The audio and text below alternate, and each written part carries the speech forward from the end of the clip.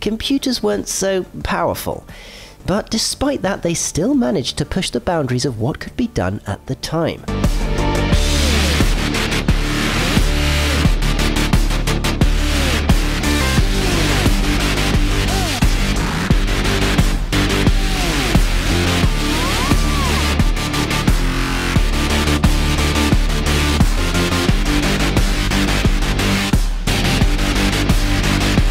Let me just say that what may have seemed obvious at first glance is often more involved than what you may have imagined.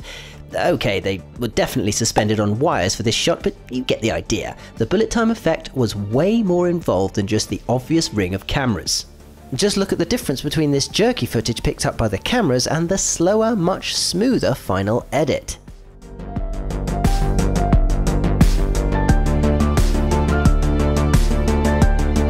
This shot in particular has 120 still cameras taking photos in succession.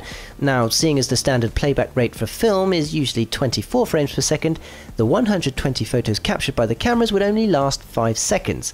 However, in the final version, it's a lot slower, lasts about 10 seconds, seems to speed up and slow down in places, and looks way smoother.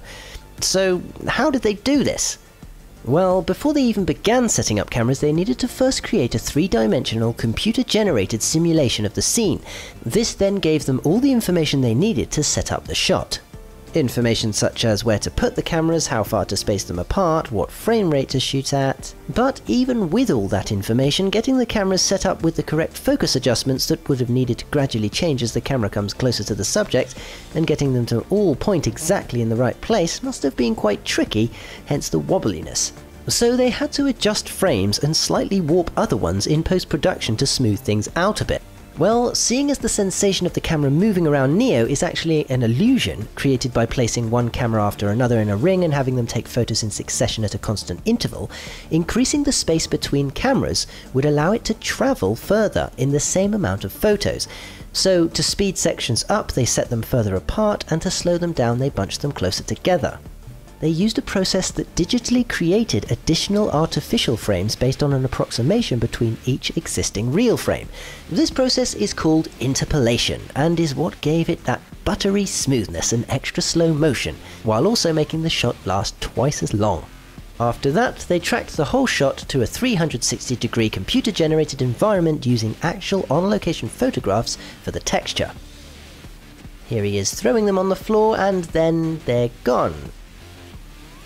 And now they're back again. Maybe they momentarily disappeared due to some kind of glitch in the Matrix from him moving too fast or something. For the scene where the agents plant a bug inside of Neo, a combination of CGI and animatronics were used. The shots where the bug is being placed on Neo's stomach were CG, while this animatronic torso was used for the shots where we see the bug wriggling its tail just before entering, and later on for the bug moving under the skin just before being removed.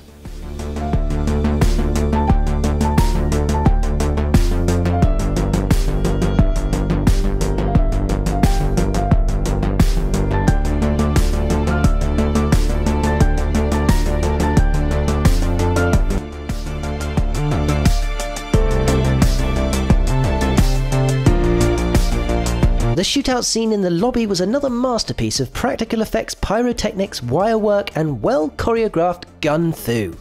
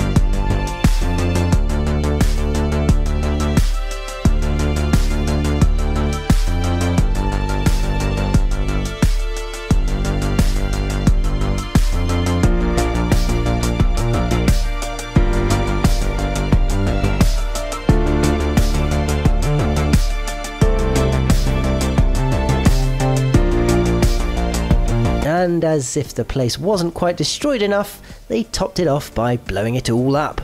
The shot, that is, as it was actually a scale model of the set, only scaled down and upside down, in order to get the flames to appear as though they were spreading along the lobby floor. The elevator door was then added in post-production, creating a nice blend between CGI and practical effects.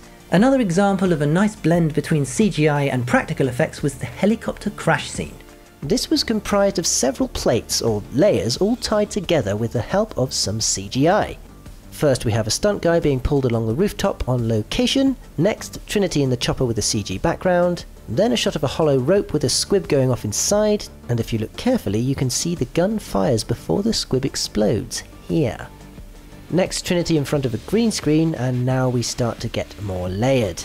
We have Trinity on a rope, the model chopper, Neo on a green screen, and the CGI building. Then the model chopper and CG background, with some post-production camera wobble, back to the multi-layered shot. Then we have an awesome mix of CGI and practical pyrotechnics with more camera wobble on the final composite. Now a practical effects explosion plate on top of the CG building with more camera wobble and a plate of Trinity swinging in front of a glass sheet on top. And finally back to the previous multi-layered shot with post-production camera wobble, finishing with Trinity facing the other way round in front of the glass and a green screen.